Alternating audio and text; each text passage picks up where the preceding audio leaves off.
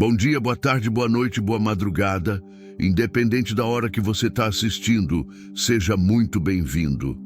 E comenta aí de qual cidade você está vendo essa história, porque hoje eu vou te contar um relato que vai mexer com o seu coração. A estrada é o único lugar onde consigo respirar desde que Marlene se foi. Faz 3 anos que o câncer levou minha mulher, mas parece que foi ontem.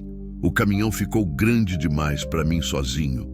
O banco ao lado vazio dói mais que qualquer lombada nas estradas ruins do Brasil profundo. Às vezes, ainda olho para o lado esperando ver ela ali, com aquele sorriso cansado, reclamando do calor ou cantarolando alguma música velha no rádio. Mas só tenho vazio. Eu sou o Wilson, 52 anos nas costas, 28 deles no volante. Já rodei esse país de ponta a ponta, conheço cada curva perigosa entre Goiânia e Belém, cada posto de gasolina entre Teresina e Cuiabá. A estrada virou minha casa, ou meu refúgio, não sei mais a diferença. Naquele dia eu vinha de Araguaína, no Tocantins, descendo em direção ao interior de Goiás com uma carga de soja. Fevereiro, meio da tarde. O calor era de matar, aquele tipo de calor que gruda na pele e faz o ar tremer na linha do horizonte. O cheiro de diesel misturado com poeira vermelha entrava pelas janelas abertas. O rádio tocava uma música sertaneja antiga, dessas que a Marlene gostava. Eu havia parado num posto perto de Porangatu para abastecer e tomar um café. O dono do lugar, seu Manuel, me conhecia de tanto eu passar por ali. E aí, Wilson, ainda rodando sozinho por essas bandas? É, seu Manuel, a estrada não espera por ninguém. Ele balançou a cabeça, daquele jeito que todo mundo faz quando não sabe o que dizer. Todo mundo sabia da Marlene. Todo mundo sabia que eu preferia ficar na estrada do que voltar para casa vazia em Anápolis. Cuidado com a chuva, rapaz. Tá caindo forte mais à frente. Rio Tocantins está cheio. Dizem que tem enchente em alguns trechos. Agradeci, paguei o café aguado e voltei para o caminhão. A solidão pesava mais nos postos de gasolina, sabe? É nesses lugares onde a gente vê outras famílias, outros caminhoneiros com suas esposas no banco do carona. A dor aperta no peito, um nó na garganta que o café não consegue dissolver. Segui viagem. O céu foi escurecendo aos poucos, nuvens grossas e cinzentas tomando conta do horizonte. Começou a pingar. Depois veio aquela chuva fina que molha devagar, e então desabou. A chuva no Brasil Central não brinca em serviço. Quando vem, vem com tudo. O para-brisa mal dava conta, mesmo com o limpador no máximo. Diminuía a velocidade. A estrada ficou escorregadia, brilhando sob os faróis. Poucos carros na pista. A noite caindo rápido. Eu pensava na Marlene. Sempre penso nela quando chove assim. Ela tinha medo de tempestade. Ficava grudada em mim, tremendo toda, mesmo sendo uma mulher forte e trabalhadora. Segura minha mão, Wilson, ela dizia. E eu segurava. Sempre segurei. Agora não tinha mais ninguém para segurar minha mão. A culpa me corrói por dentro. Eu passava semanas fora, rodando. Quando ela começou a sentir dores, eu estava em Mato Grosso com uma carga. Quando ela fez os exames, eu estava voltando de Rondônia. Quando o médico deu o diagnóstico, eu jurei que ia parar de viajar. Mas a gente precisava de dinheiro para o tratamento. Então eu continuei rodando. Rodando, e ela foi definindo sozinha. Quando voltei daquela última viagem, ela já não me reconhecia mais. Olhava para mim como se eu fosse um estranho. Morreu 3 dias depois, segurando a mão da vizinha. Não a minha. Balancei a cabeça tentando espantar as memórias. Elas nunca vão embora de verdade. Ficam ali, grudadas na alma como lama seca nas botas. A chuva aumentou. Trovões rasgavam o céu. A BR-153 ficou quase vazia. Só eu e mais alguns malucos enfrentando o temporal. Diminuí ainda mais a marcha. O motor roncava baixo, reclamando da lentidão. Foi então que vi os faróis. Um carro parado no acostamento, meio torto, com as luzes de emergência piscando fraco na chuva. Ia passar direto. Não é seguro parar em lugar assim, ainda mais de noite, com temporal. Mas alguma coisa me fez desacelerar. Talvez fosse a lembrança da Marlene pedindo para eu sempre ajudar quem precisasse. A gente nunca sabe quando vai ser a gente que vai precisar, Wilson, ela dizia. Passei devagar pelo carro, um sedã velho amassado na lateral, vazio. Olhei para o retrovisor. Foi aí que meu coração gelou. Mais à frente, na descida onde a água da chuva corria forte, formando um rio improvisado sobre o asfalto, vi uma figura, uma pessoa, cambaleando. A água já cobria os tornozelos dela, correndo violenta em direção à ribanceira. Freiei bruscamente. O caminhão derrapou na pista molhada. Meu coração disparou. Peguei a lanterna no porta-luvas, coloquei a capa de chuva velha e desci na tempestade. A chuva era tão forte que quase me derrubou. O barulho ensurdecedor, raios iluminando tudo em flashes brancos. Comecei a correr, escorregando na lama, a água já no meio da canela. Ei, fica aí, não se mexa! A figura se virou. Um rosto jovem, feminino, olhos arregalados de puro terror. Uma menina, não, uma moça. Talvez uns 20 anos. Cabelo grudado no rosto, roupas encharcadas. Ela tremia violentamente e estava descendo, sendo arrastada pela correnteza. Me ajuda? A voz dela mal saiu. Por favor? Não pensei. Entrei na água. O frio cortou até os ossos. A força da correnteza era absurda. Quase me derrubou. Lutei para manter o equilíbrio, agarrando numa placa de sinalização meio torta. A água já passava do joelho. Me dá a mão, rápido! Ela tentou se aproximar, mas escorregou. Caiu. A água a puxou. Não! Me joguei na direção dela, soltando a placa. A correnteza me pegou também. Agarrei o braço dela no último segundo, segurei com força. Ela gritou de dor, mas eu não soltei. Nunca mais ia soltar ninguém. Lutamos contra a água. Meus pés buscavam apoio no asfalto escorregadio. Cada músculo do meu corpo gritava. Puxei ela para perto, passei o braço por baixo dos dela e comecei a voltar. Passo a passo, contra a correnteza, contra o medo. Um raio caiu perto. O clarão me cegou por um segundo. O trovão explodiu em cima da gente.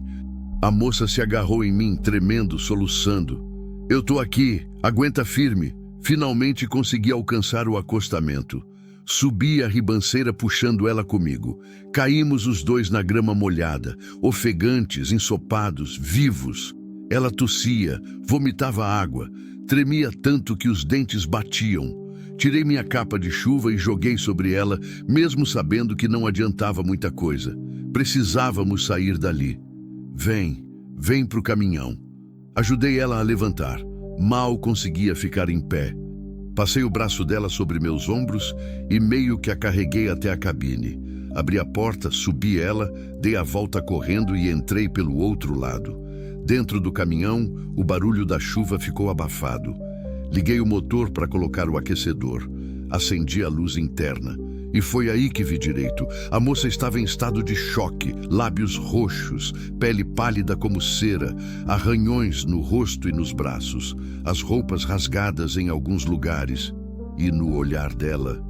No olhar dela tinha um medo que eu nunca tinha visto antes. Não era o medo da enchente, era o medo de alguém que tinha visto a morte de perto. E não pela primeira vez. Como é seu nome? Minha voz saiu rouca. Ela me olhou. Os olhos escuros, fundos, cheios de lágrimas e chuva. A boca tremeu, tentou falar, mas só saiu um soluço. Tá tudo bem, você tá segura agora. Peguei uma manta velha que eu guardava atrás do banco. Enrolei ela toda. Peguei minha garrafa térmica e servi um café morno num copo de plástico.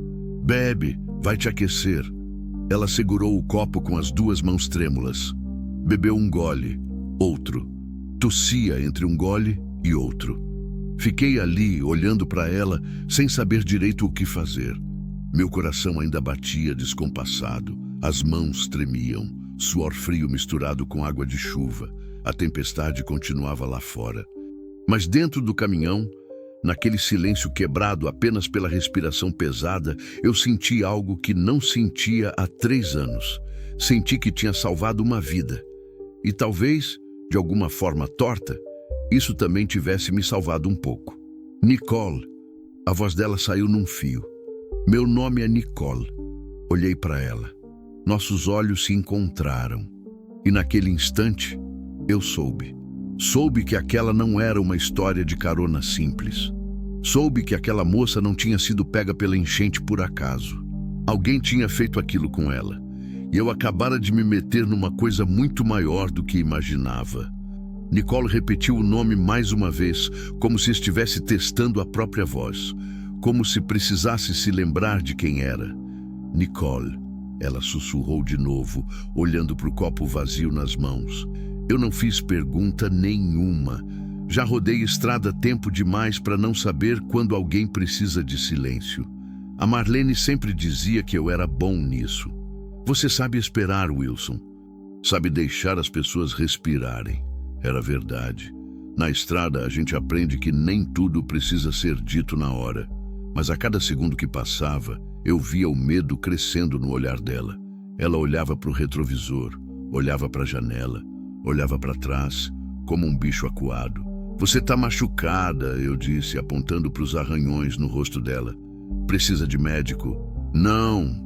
A resposta veio rápida, firme demais. Não posso ir para o hospital. Moça, você quase morreu afogada. Pode ter água nos pulmões, pode ter... Eu disse que não.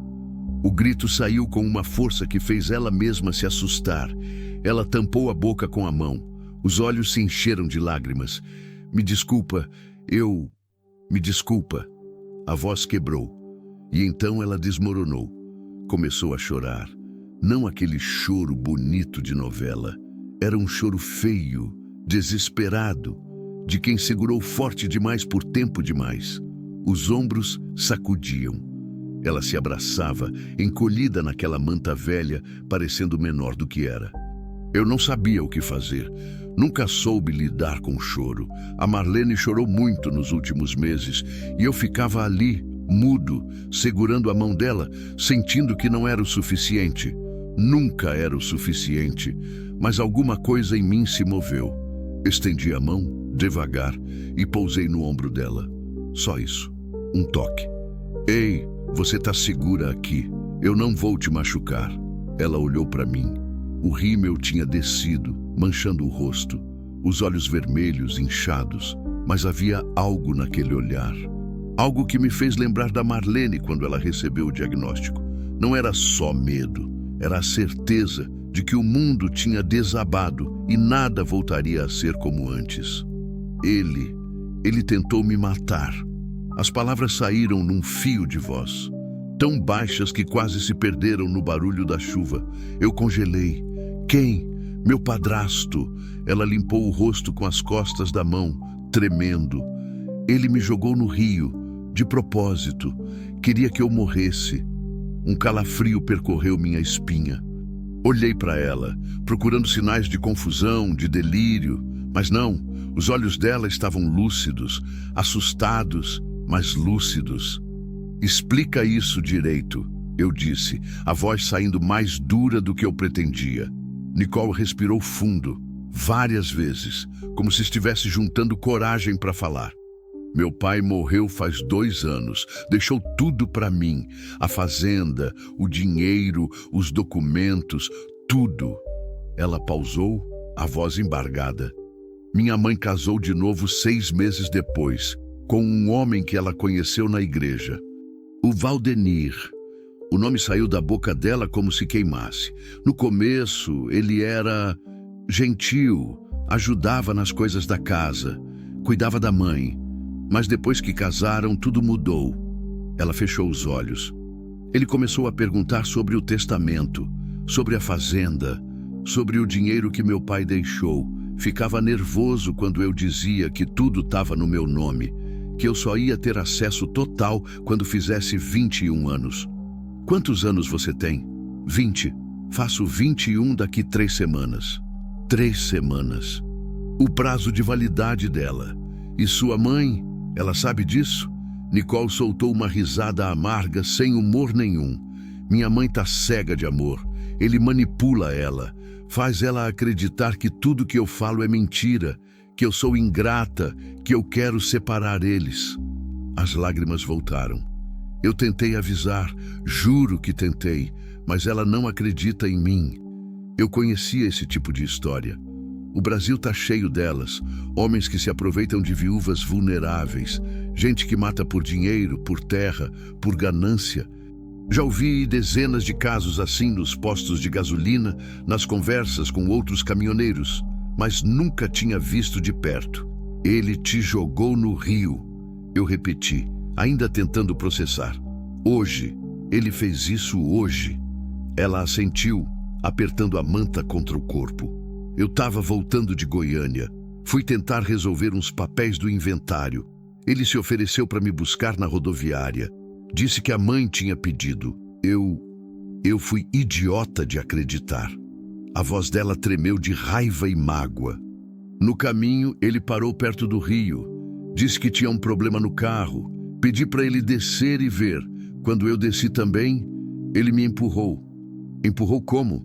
Por trás, com força. Eu nem vi, só senti as mãos dele nas minhas costas e depois a água. A água gelada, escura. Ela começou a tremer de novo, revivendo. Eu tentei gritar, mas engoli água. A correnteza me puxou, eu vi ele ali na margem, só olhando, esperando eu sumir. Um silêncio pesado tomou conta da cabine. Lá fora, a tempestade continuava castigando. O vento balançava o caminhão, raios cortavam o céu em sequência. Eu apertei o volante com força, senti a raiva subindo. Uma raiva velha que eu não sentia há tempos. Como você conseguiu sair? Agarrei num galho, não sei como. Tava escuro, eu tava morrendo afogada, mas agarrei. Consegui me puxar até a margem mais embaixo. Caminhei pela estrada. Tava tonta, com frio, sem saber para onde ir. Ela me olhou com aqueles olhos fundos. Aí você apareceu. E o carro? Aquele carro no acostamento? É o dele.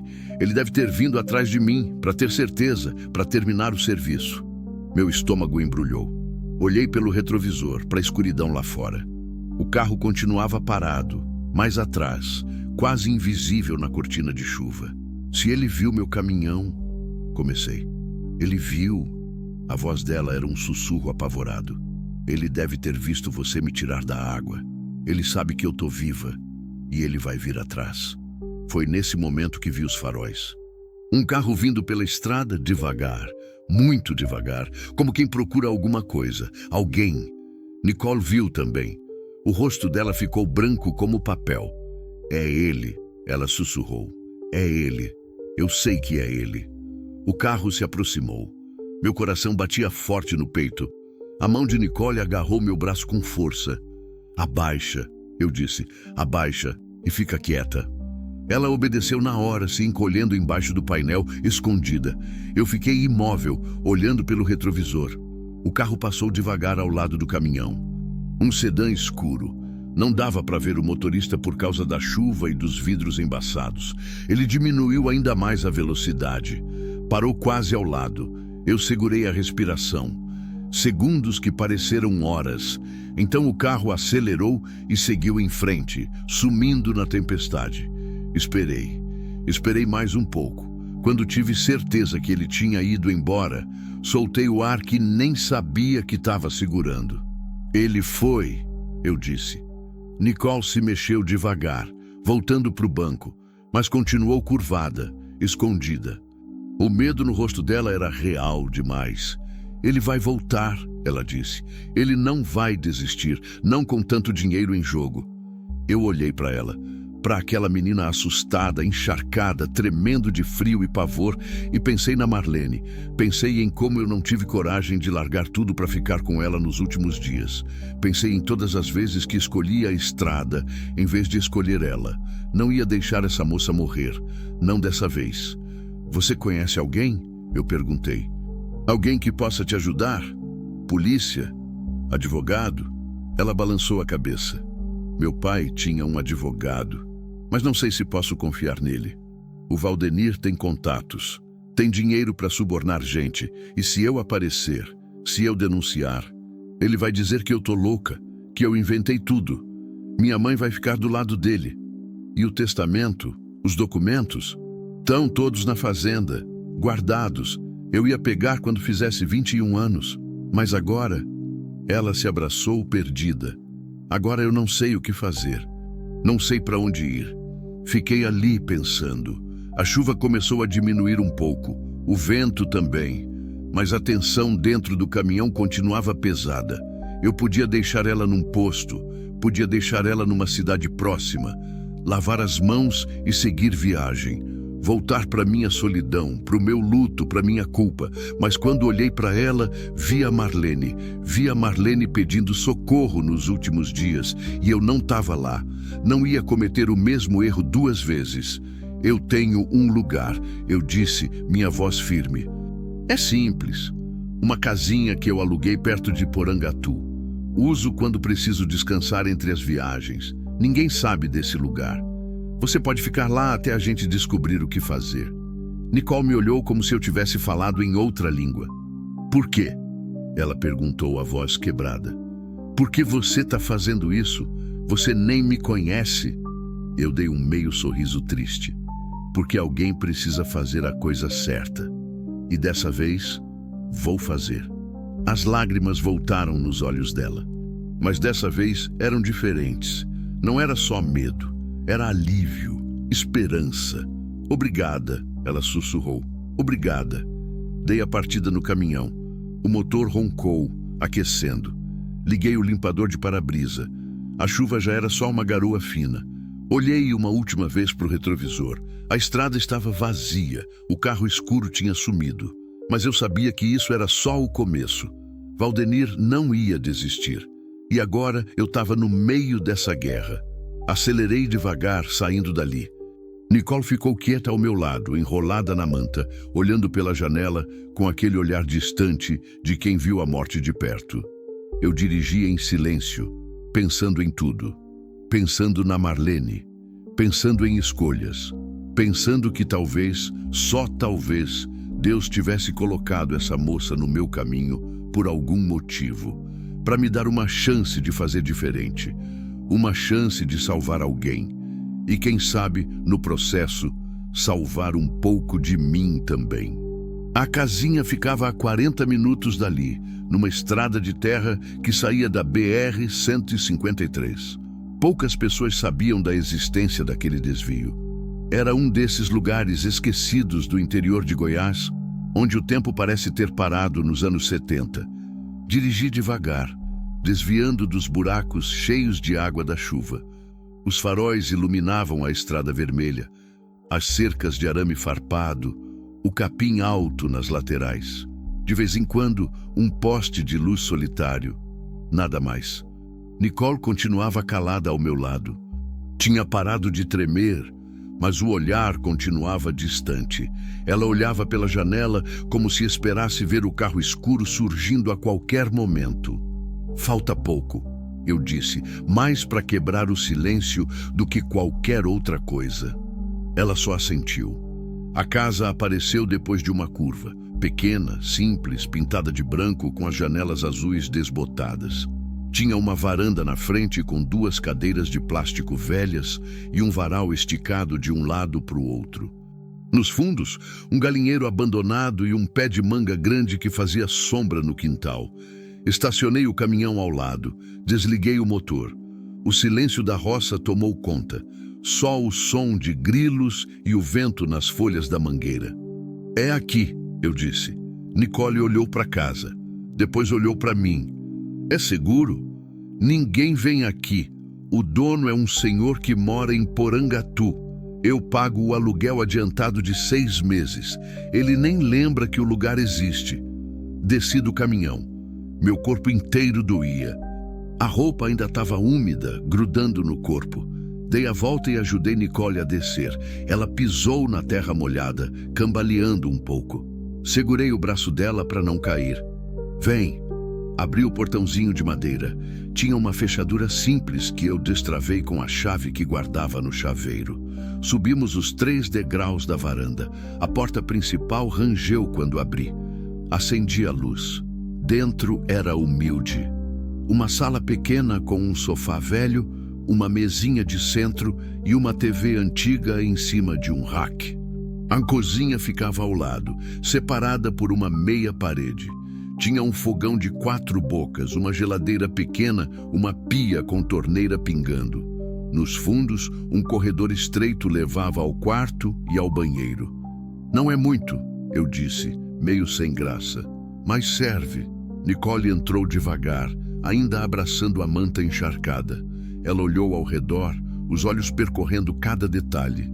Parou quando viu a foto na mesinha de centro. Era uma foto minha com a Marlene. Tirada há uns 5 anos, numa festa junina em Anápolis. Ela estava com um vestido florido, o cabelo preso, sorrindo daquele jeito dela. Eu estava do lado, de camisa xadrez, abraçando ela pela cintura. Nicole olhou para a foto, depois olhou para mim. Sua esposa? Era. A palavra saiu pesada. Marlene. Ela morreu faz 3 anos. Sinto muito. Eu só balancei a cabeça. Não tinha o que dizer. A gente nunca sabe o que dizer nessas horas.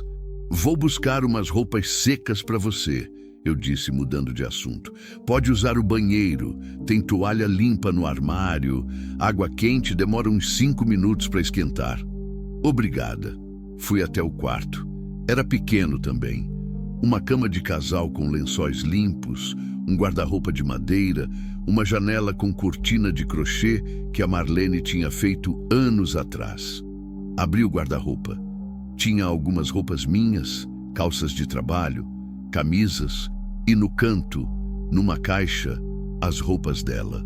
Eu nunca tinha conseguido me livrar delas. Peguei uma calça de moletom que era dela e uma camisa minha grande. Voltei para a sala. Nicole continuava parada no mesmo lugar, olhando para a foto. Toma, vai ser grande, mas é melhor que essas roupas molhadas. Ela pegou as roupas apertando contra o peito. Ela era bonita, Nicole disse apontando para a foto. E pelo jeito vocês eram felizes. Olhei para a foto também, para o sorriso da Marlene, para o meu braço ao redor dela. Pro amor que dava para ver até numa foto desbotada. A gente era, até que não foi mais. O que aconteceu? Respirei fundo. Ninguém nunca tinha perguntado isso. Não daquele jeito. As pessoas perguntavam de que ela morreu, quanto tempo de casados, se tinha filhos, mas ninguém perguntava o que aconteceu de verdade. Eu escolhi errado, eu disse, a voz saindo rouca. Quando ela ficou doente, eu continuei rodando. Disse que era pelo dinheiro, pelo tratamento. Mas era mentira. Eu fugia. Fugia de ver ela morrendo. Fugia porque não sabia lidar com aquilo. Apertei a mandíbula. Quando voltei da última viagem, ela já não me reconhecia mais. Morreu 3 dias depois. Nicole ficou quieta, só me olhando, sem julgamento, sem pena, só olhando. Você está aqui agora, ela disse por fim, comigo, fazendo diferente. Aquelas palavras me acertaram no peito como um soco. Senti os olhos arderem. Pisquei rápido, engolindo o nó na garganta. Vai tomar banho, eu disse, desviando o olhar. Enquanto isso, eu preparo alguma coisa para a gente comer. Ela assentiu e foi para o banheiro. Ouvi a porta fechar. Ouvi a água começar a correr. Fiquei ali, parado na sala, olhando para a foto da Marlene. Para aquele sorriso que eu não via mais fazia 3 anos. Será que é isso, meu amor? Eu sussurrei para a foto. Será que você mandou ela para mim? Para me dar uma chance de fazer certo? A foto não respondeu. Claro que não. Mas juro que senti algo. Uma paz. Um alívio pequeno no peito. Balancei a cabeça e fui para a cozinha. Abri a geladeira. Tinha uns ovos, linguiça, um pedaço de queijo, pão amanhecido. Coloquei a linguiça na frigideira.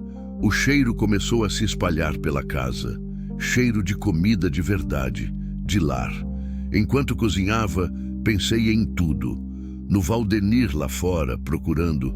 Na Nicole, Uma menina de 20 anos que devia estar pensando em faculdade, namoro, futuro e não em ser assassinada pelo próprio padrasto, no testamento, na fazenda, no dinheiro. E pensei em mim. Um caminhoneiro viúvo de 52 anos que agora estava abrigando uma fugitiva. O que eu tinha me metido. Nicole saiu do banheiro 20 minutos depois. O cabelo ainda estava molhado, mas pelo menos estava limpo. A calça de moletom ficou grande nela, arrastando no chão. A camisa também, caindo dos ombros. Mas ela parecia melhor, menos pálida, menos assustada. "Senta", eu disse, apontando para a mesinha da cozinha. "Não é muito, mas mata a fome." Coloquei 2 pratos na mesa. Linguiça frita, ovos, pão torrado, servi café quente. A gente comeu em silêncio. Ela comeu devagar, mas comeu tudo. Tava com fome. Quando terminamos, lavei a louça na pia. Nicole ficou sentada, olhando para a própria mão. "Wilson", ela disse, a primeira vez que falava meu nome. "O que a gente faz agora?" Sequei as mãos no pano de prato e me sentei na frente dela. "Primeiro, você descansa. Você passou por muita coisa hoje." Pausei. "Amanhã a gente pensa. A gente precisa de um plano. Precisa dos documentos. Precisa de prova." "Ele tem gente trabalhando para ele", Nicole disse, a voz baixa. "Não sei quem, mas ele tem. Quando eu estava saindo de Goiânia, vi ele conversando com 2 homens. Homens com cara de quem faz coisa errada por dinheiro, sabe?" Eu sabia. Esse tipo de gente sempre existiu. Nas estradas, nos interiores, nas cidades. Gente que matava por encomenda. Gente sem escrúpulo. "A gente vai ter que ser esperto então", eu disse. "E rápido. Quando ele perceber que você não morreu, vai intensificar a busca. Minha mãe..." A voz dela falhou. "Eu preciso avisar minha mãe. Ela precisa saber a verdade. Sua mãe acredita nele. Você mesma disse isso. Mas se eu mostrar prova, se eu contar tudo..." "Nicole", olhei firme nos olhos dela. "Você acha mesmo que sua mãe vai acreditar que o marido tentou te matar? Ou ela vai achar que você está inventando para separar eles?" Ela abaixou a cabeça. As lágrimas voltaram. "Eu não quero perder minha mãe também", ela sussurrou. "Eu sei, mas agora a prioridade é te manter viva. Depois a gente resolve o resto." Nicole limpou as lágrimas com as costas da mão. Respirou fundo, tentando se recompor. "Você tem família?" ela perguntou, mudando de assunto. "Não, só era eu e a Marlene. A gente nunca conseguiu ter filhos. Tentamos por anos, mas não veio. Ela queria muito. Eu também." Dei um sorriso triste.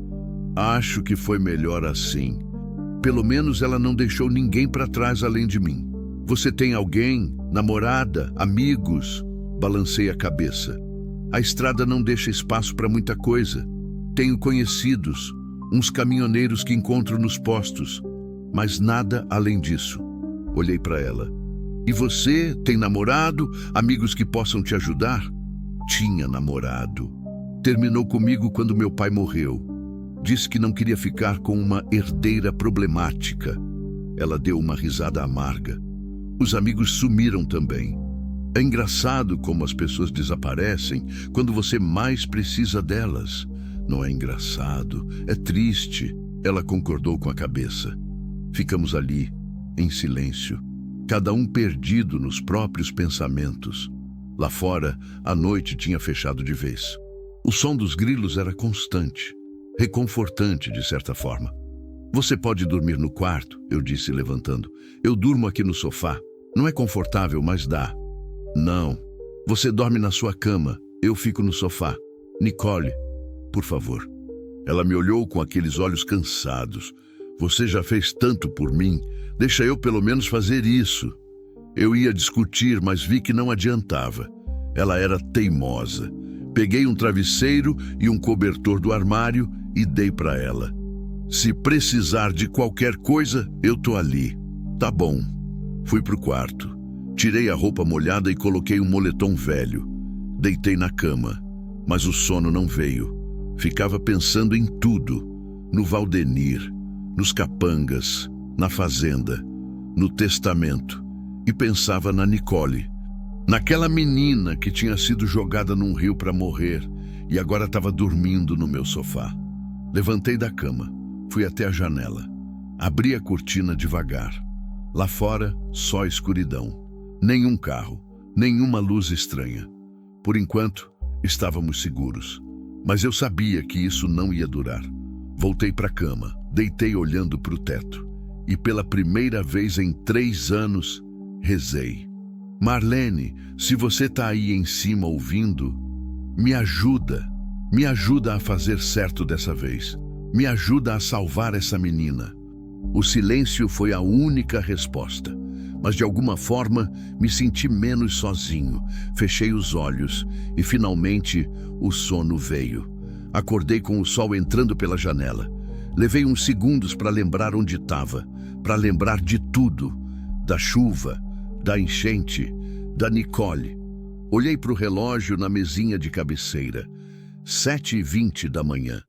Tinha dormido mais do que imaginava. Levantei da cama, o corpo todo dolorido. Não era mais novo para ficar pulando em rio e salvando gente. Abri a porta do quarto devagar. A casa estava em silêncio. Fui até a sala. Nicole ainda dormia no sofá, encolhida embaixo do cobertor. O cabelo caía no rosto. A respiração lenta, profunda. Pela primeira vez desde que a vi, ela parecia em paz. Não quis acordar ela.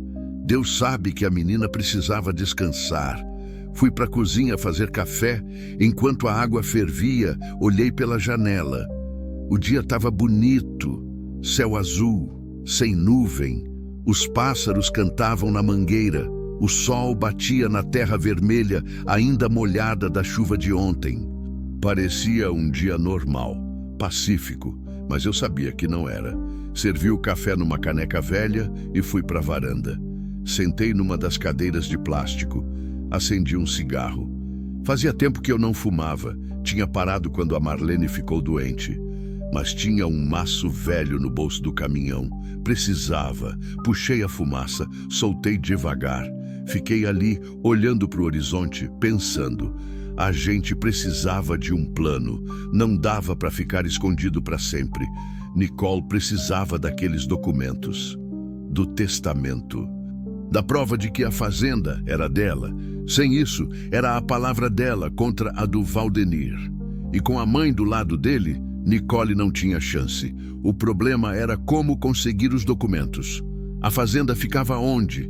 Nicole não tinha dito ontem. Estava em choque demais para pensar direito, mas precisava descobrir. Precisava saber exatamente onde a gente estava pisando. Bom dia, me virei.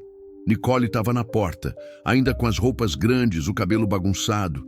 Ela esfregava os olhos, sonolenta. Bom dia. Dormiu bem? Melhor do que esperava. Ela veio até a varanda, abraçando o próprio corpo. Que horas são? Quase 8. Ela assentiu e ficou ali parada, olhando para o quintal. O silêncio da roça, tão diferente da violência de ontem. Quer café? Eu perguntei. Quero. Fui buscar uma caneca para ela. Quando voltei, ela tinha sentado na outra cadeira. Dei o café. Ela segurou com as 2 mãos, aquecendo os dedos. A gente precisa conversar, eu disse, apagando o cigarro no chão. Sobre o que fazer agora. Eu sei. Onde fica a fazenda? Nicole tomou um gole de café antes de responder. Entre Porangatu e Uruaçu, uns 60 quilômetros daqui. Fica numa estrada vicinal. É isolada. A propriedade mais próxima está a uns 3 quilômetros. Isolada. Ótimo. Significava que ninguém veria nada. Ninguém ouviria nada. E os documentos? Onde eles estão guardados? No escritório do meu pai. Tem um cofre embutido na parede atrás de uma estante. Só eu e ele sabíamos. Nem minha mãe sabe. Ela pausou. Pelo menos não sabia. O Valdenir pode ter descoberto. Você sabe a combinação? Sei. É a data de nascimento da minha mãe. E você acha que o Valdenir não descobriu isso? Nicole ficou quieta. Eu via a preocupação no rosto dela. Não sei. Talvez. Mas mesmo que tenha descoberto, ele não pode simplesmente pegar os documentos. Qualquer mudança no testamento precisa da minha assinatura. E eu nunca assinei nada. Mas ele pode falsificar. Pode. Por isso eu preciso chegar primeiro. Preciso pegar os documentos originais e levar num advogado de verdade. Alguém que não esteja no bolso dele. Fazia sentido. Mas entrar naquela fazenda era perigoso. Muito perigoso. Seu padrasto deve estar esperando você aparecer lá, eu disse. Ele sabe que você vai atrás dos documentos. É a única chance que você tem. Eu sei. Mas o que mais posso fazer? A voz dela tremeu. Sem os documentos, eu não tenho nada. Nenhuma prova. Nenhum futuro. Olhei para ela. Pro desespero naqueles olhos. E de novo, vi a Marlene. Vi todas as vezes que ela precisou de mim e eu não estava lá. A gente vai buscar os documentos, eu disse. Mas vamos fazer do jeito certo, com planejamento, sem improviso. Como? Primeiro, a gente precisa saber se ele está na fazenda. Se está, quantas pessoas tem com ele. Precisa saber a rotina, os horários. Pausei, pensando. Você conhece alguém de confiança na região? Alguém que possa dar informação? Nicole pensou por um momento. Tem o seu Geraldo. Ele trabalha na fazenda há 20 anos. Era amigo do meu pai. Sempre foi leal à família. Mas não sei se ele ainda está lá. O Valdenir pode ter mandado ele embora. Vale tentar. Você tem o número dele? Não. Meu celular está no Rio. Ela fez uma careta. Junto com tudo que eu tinha. Droga. Sem celular, sem contatos, sem nada. Estávamos no escuro. Vou até a cidade, eu disse levantando. Comprar um celular barato, umas coisas. Você fica aqui, tranca a porta. Não abre para ninguém. Wilson, não discute. É perigoso você aparecer agora. O Valdenir deve ter espalhado a notícia de que você está desaparecida. Pode até ter registrado um boletim de ocorrência fazendo de preocupado. Eu a olhei firme. Você precisa ficar escondida até a gente ter os documentos. Ela não gostou, mas concordou. Toma. Peguei uma nota de 50 do bolso e dei para ela. Se precisar de alguma coisa, tem um mercadinho a uns 2 quilômetros daqui. Mas só vai se for extremamente necessário. E usa um boné, esconde o rosto. Tá bom. Fui até o caminhão. Verifiquei o óleo, os pneus, tudo certo. Voltei para casa. Nicole estava na sala, olhando pela janela. Volto em 2 horas, no máximo 3. Cuidado. Assenti e saí. Porangatu era uma cidade pequena, daquelas que todo mundo conhece todo mundo. Eu passava por lá direto, mas nunca tinha prestado muita atenção. Agora, dirigindo pelas ruas de terra, eu olhava cada pessoa, cada carro, cada movimento. Paranoia, mas paranoia justificada. Estacionei perto de uma loja de telefonia. Entrei. Um rapaz novo me atendeu. Preciso de um celular simples e um chip. 20 minutos depois, eu saía de lá com um aparelho vagabundo e um chip pré-pago. Suficiente. Passei no mercado. Comprei pão, leite, carne, arroz, feijão, coisas básicas. Se a gente ia ficar escondido, precisava de comida. Estava pagando no caixa quando ouvi. A moça desapareceu ontem. A família está desesperada. Congelei. Olhei para o lado.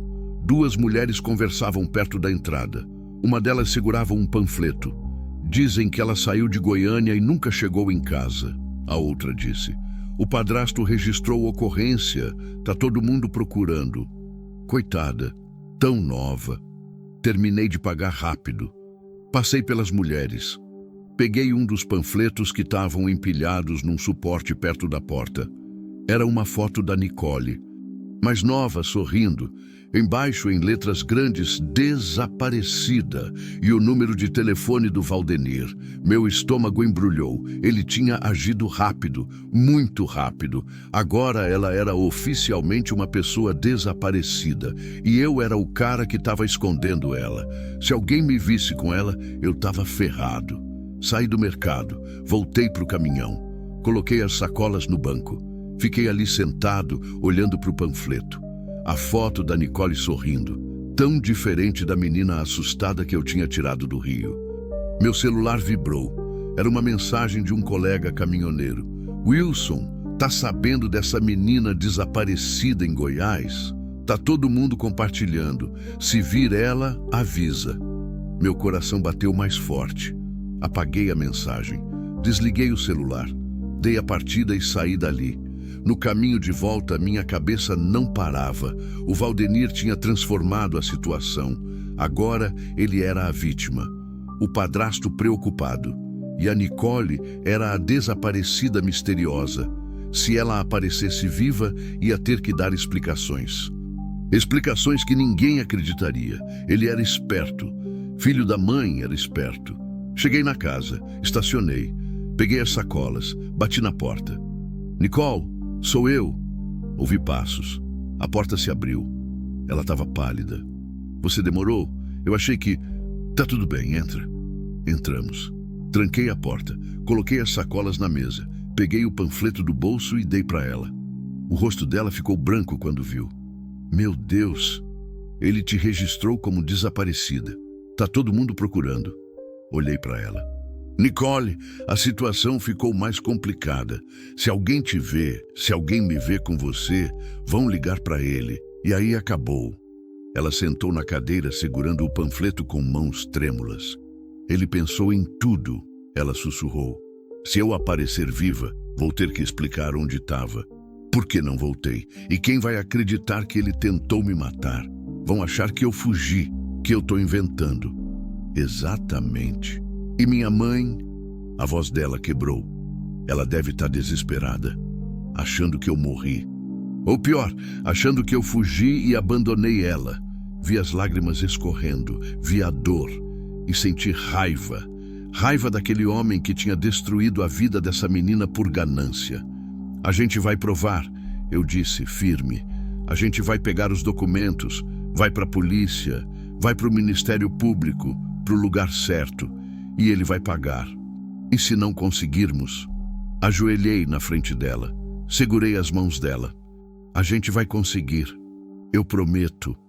Ela me olhou, e pela primeira vez, vi confiança naqueles olhos. Por que você está fazendo isso? Ela perguntou a voz baixa.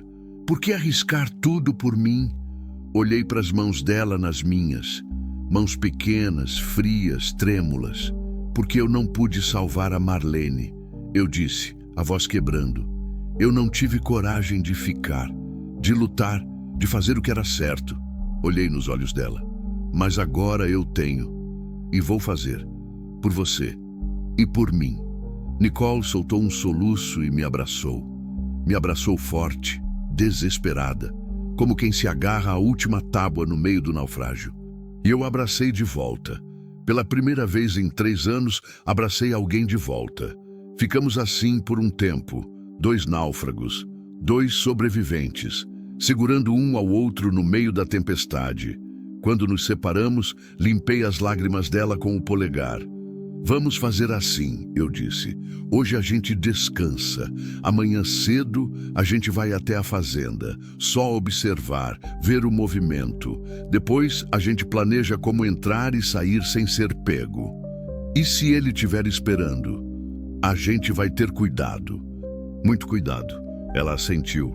O resto do dia passou devagar. Preparei almoço. A gente comeu. Conversamos sobre coisas pequenas. Sobre a vida antes de tudo desabar. Ela me contou sobre o pai, sobre como ele era, sobre os planos que ela tinha para o futuro. Eu contei sobre a Marlene, sobre as viagens, sobre os lugares que a gente conheceu juntos. E aos poucos, aquela casa pequena e simples foi virando um refúgio, não só das ameaças lá fora, mas da solidão, da dor, do peso que a gente carregava. Quando a noite caiu, saímos para a varanda.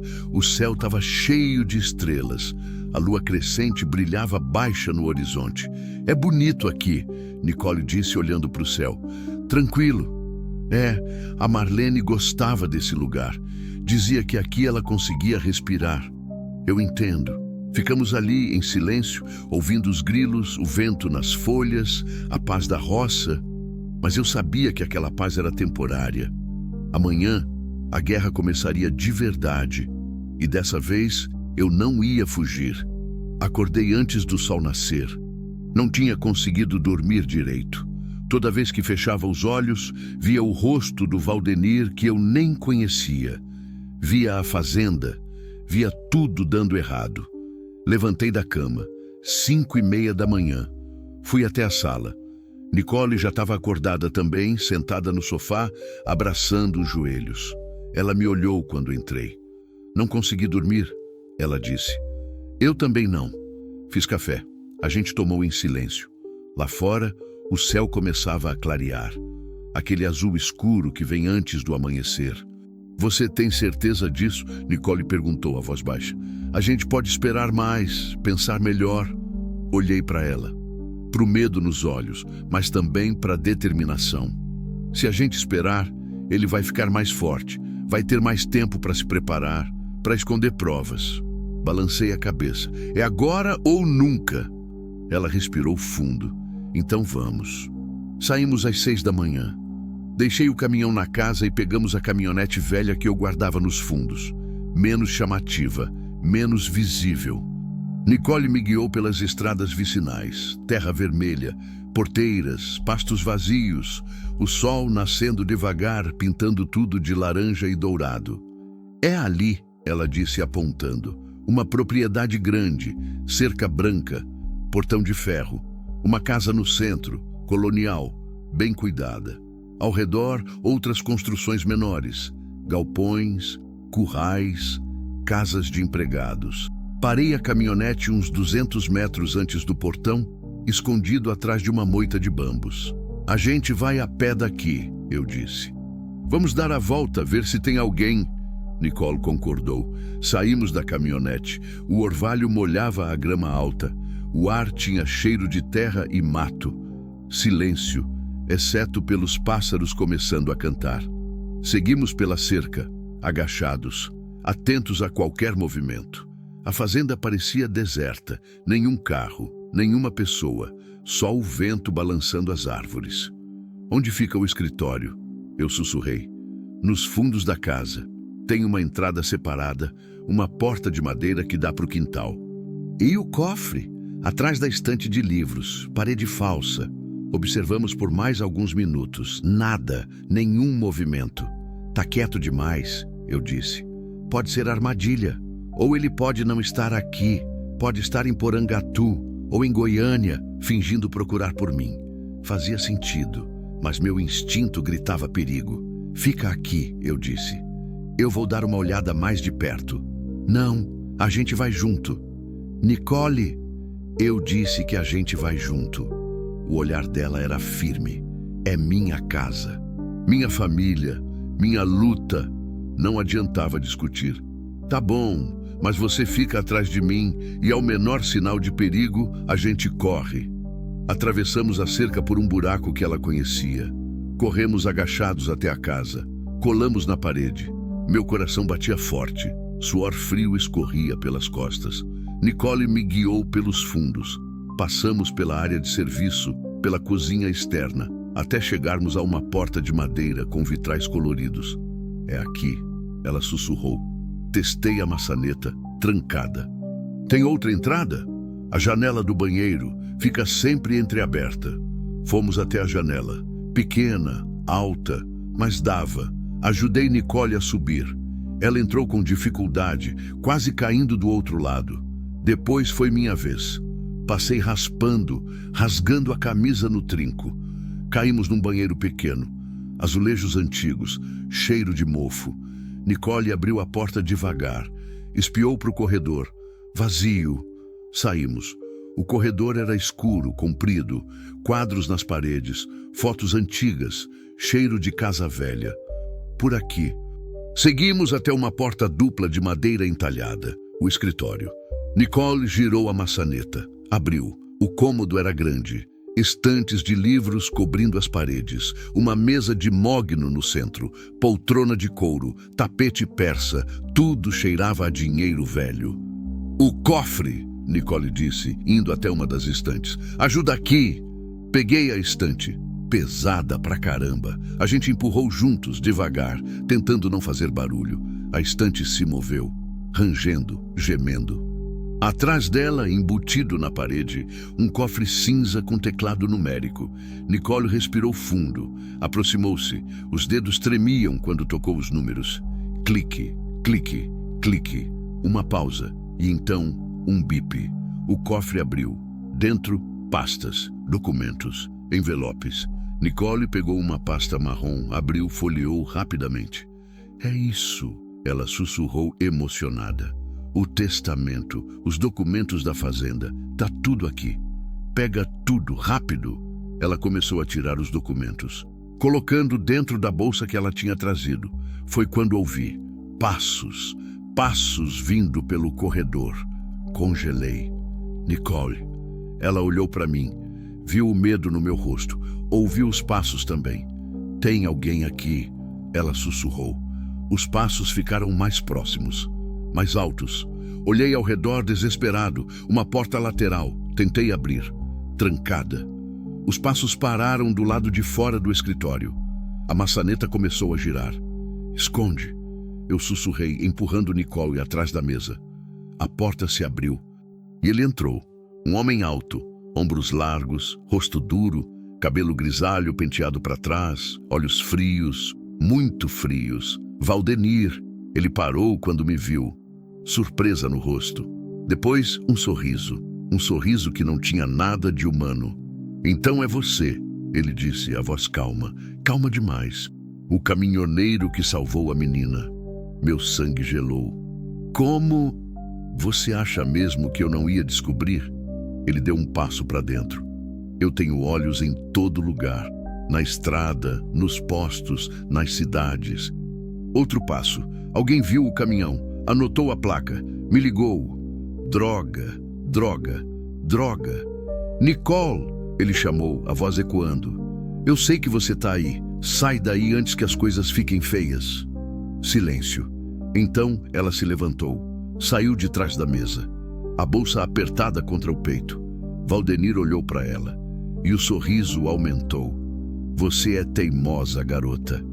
Eu te dou isso. Ele estendeu a mão. Agora me dá os documentos. Não. Nicole, eu disse não. A voz dela saiu firme, forte. Você tentou me matar. Você me jogou no rio para morrer, para ficar com o dinheiro do meu pai. Valdenir suspirou, como se estivesse lidando com uma criança birrenta. Ninguém vai acreditar em você. Você sumiu por 2 dias, fugiu com um estranho. Ele me olhou com desprezo. Vão achar que vocês bolaram isso juntos, um golpe. Você e seu amiguinho caminhoneiro. Eu tenho provas, Nicole disse, levantando a bolsa. Os documentos, o testamento, tudo. Provas? Valdenir riu. Uma risada seca. Você acha que papel resolve alguma coisa? Eu posso dizer que você roubou, que falsificou, que tentou me incriminar. Ele cruzou os braços. Sua mãe vai confirmar. Todos os meus contatos vão confirmar. Você não tem nada, menina. Vi Nicole tremer. Vi a dúvida entrando. Ela tem a mim, eu disse, dando um passo à frente. Eu sou testemunha. Vi o carro de vocês na estrada. Vi ela sendo arrastada pela enchente. Sei o que você fez. Valdenir me olhou. E pela primeira vez, vi algo perigoso naqueles olhos. Você não é nada, um caminhoneiro bêbado que estava passando. Ele deu de ombros. Pode até tentar denunciar, mas vai ser sua palavra contra a minha. E adivinha quem tem mais credibilidade? Quem tem dinheiro? Contatos? Ele tinha razão. Isso me deixou com mais raiva ainda. Agora, Valdenir disse, a voz voltando àquela calma terrível. Vocês têm 2 opções.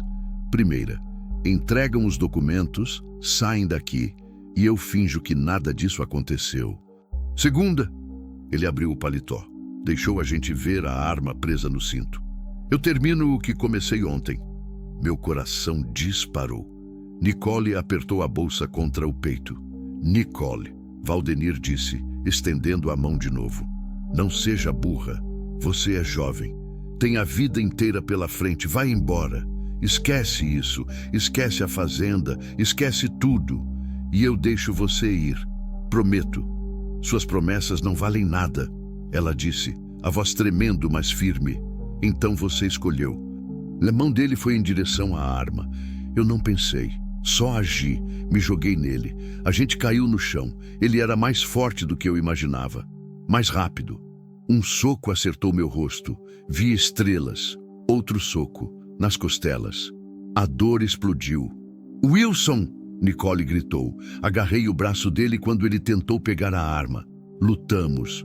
Rolamos pelo chão. Ele me empurrou contra a estante. Livros caíram em cima de mim. Levantei cambaleando. Ele vinha para cima. Chutei. Acertei o joelho dele. Ele gritou, cambaleou. Foi quando ouvi o clique. Nicole tinha pegado a arma que caiu no chão. Ela apontava para Valdenir. As mãos tremendo, o rosto molhado de lágrimas, mas o dedo no gatilho. Nicole, Valdenir disse, levantando as mãos devagar. Calma, você não quer fazer isso. Você tentou me matar. A voz dela saiu num sussurro quebrado. Você ia me matar agora. Nicole, escuta. Você destruiu tudo. Meu pai, minha mãe, minha vida. Ela gritou, a arma balançando. Tudo. Menina, se você atirar, sua vida acaba, vai presa, joga tudo fora. Ele estava certo. E Nicole sabia. Vi no rosto dela a dor, a raiva, a justiça que ela queria, a justiça que nunca viria. Nicole, eu disse devagar. Abaixa a arma. Não vale a pena. Ele não pode ficar impune. E não vai, mas não assim, não dessa forma. Ela me olhou, lágrimas escorrendo, a arma tremendo tanto que mal conseguia segurar. Ele merece morrer. Merece. Mas você não merece carregar isso. Me aproximei devagar. Você não merece virar o que ele é. Um silêncio pesado, tenso, interminável. Então Nicole abaixou a arma e desabou em lágrimas. Peguei a arma da mão dela. Apontei para o Valdenir. Dê a volta, mãos na nuca. Ele obedeceu, mas o sorriso ainda estava lá. Vocês não vão ganhar, ele disse. Nunca vão. Cala a boca. Peguei meu celular. Liguei para a polícia. Alô? Eu preciso reportar uma tentativa de homicídio. As viaturas chegaram meia hora depois. Sirenes rasgando o silêncio da manhã. Luzes azuis e vermelhas piscando. Os policiais entraram, algemas no Valdenir, perguntas para nós. Nicole contou tudo. Mostrou os documentos. Mostrou os arranhões ainda visíveis no corpo. Contou sobre o rio. Sobre a tentativa de assassinato. Eu confirmei. Contei o que vi. O que aconteceu. Um dos policiais, um sargento de cara cansada, olhou os documentos. Olhou para Nicole. Olhou para o Valdenir. Vamos precisar que vocês venham para a delegacia. Prestar depoimento formal. E ele? Nicole perguntou apontando para o Valdenir. Vai ser preso preventivamente. Tentativa de homicídio, estelionato, falsidade ideológica. O sargento fez uma pausa. Se tudo o que vocês disseram for verdade, ele não sai tão cedo. Nicole soltou um suspiro de alívio. Levaram Valdenir algemado. Ele passou por nós na saída. Parou, me olhou. Você não devia ter se metido, caminhoneiro. E você não devia ter tentado matar ela. Ele sorriu. Aquele sorriso frio. E foi embora. Passamos o dia inteiro na delegacia. Depoimentos, papelada, perguntas e mais perguntas. Já era noite quando saímos. Nicole ficou parada na calçada, olhando para o céu escuro, as estrelas começando a aparecer. E agora? Ela perguntou. Agora você vai para casa, para sua casa, sua fazenda. Pausei. E reconstrói sua vida. Ela olhou para mim. E você? Olhei para a estrada, para o caminhão estacionado ali perto, para a imensidão que sempre foi minha casa. Eu volto para a estrada. É o que eu sei fazer. Wilson, ela segurou minha mão. Você salvou minha vida 2 vezes. Não tenho como te agradecer. Apertei a mão dela. Você também salvou a minha. Não precisa agradecer. A gente ficou ali. 2 sobreviventes. 2 almas que se encontraram no meio da tempestade. Você pode ficar, Nicole disse. Na fazenda tem muito espaço. Você não precisa ficar sozinho na estrada. A oferta era tentadora, mas eu sabia que não era meu lugar. Eu preciso rodar mais um pouco, eu disse. Preciso fazer as pazes comigo mesmo, com a Marlene, com tudo. Ela entendeu, assentiu. Mas você vai voltar? Ela perguntou esperançosa. Sorri. Vou, prometo. A gente se abraçou, um abraço longo, apertado, de despedida, mas também de começo.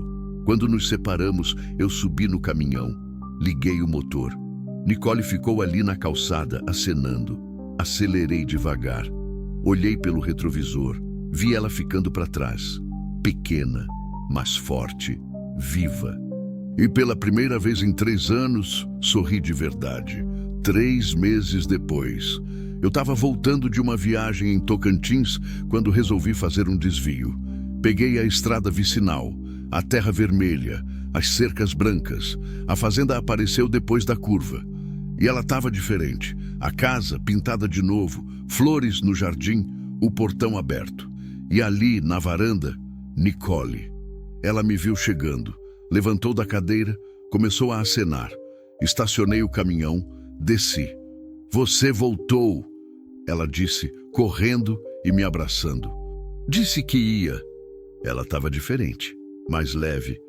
O sorriso era real. Os olhos brilhavam. Como você tá? Eu perguntei. Bem, melhor. Minha mãe finalmente abriu os olhos, pediu desculpas, a gente está reconstruindo. Ela me puxou pela mão. Vem, quero te mostrar uma coisa. Me levou até os fundos. E lá, numa casinha recém-construída, simples, mas bonita, tinha uma placa. Casa do Wilson. Olhei para ela, surpreso. Eu disse que você sempre teria um lugar aqui. Ela disse sorrindo. Se quiser. Olhei para a casinha, para a fazenda, para Nicole, e pela primeira vez pensei em parar.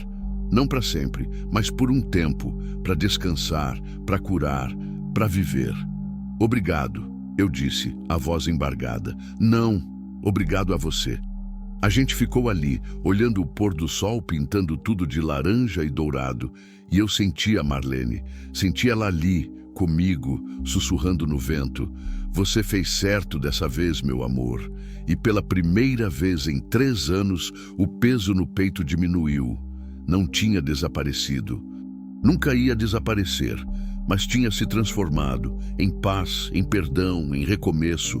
Olhei para a estrada, para a imensidão que sempre foi minha fuga, e decidi. Não ia fugir mais, ia ficar, pelo menos por um tempo, ia viver, de verdade, porque a estrada sempre vai estar lá, mas esse momento, esse lugar, essas pessoas que a gente salva e que nos salvam, isso não volta e eu não ia desperdiçar de novo, nunca mais. Fim.